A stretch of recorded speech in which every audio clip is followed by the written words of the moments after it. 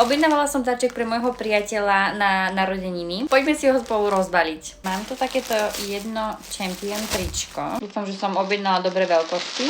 Ináč to sa páči aj mne.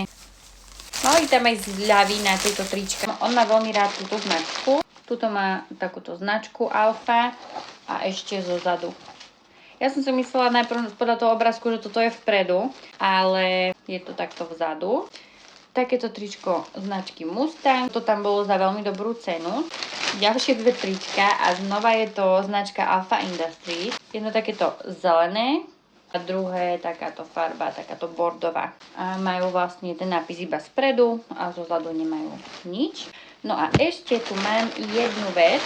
To som veľmi zvedavá, aké to prišlo. Toto neviem, či mu aj nebudem ja nosiť. Tak ako to dopadlo s Nike tričkom, čo som mu objednala, ho potom nosila iba ja, teda sveter. No a toto je taký hrubší, ani nie, že je nejaký hrubý, ale je to taký hrubší sveter. Značka Champion. Najprv som chcela čiernu, ale čierna už bola vypredaná, ale aj takáto tmavá modrá je veľmi pekná. No, takže to bol môj darček.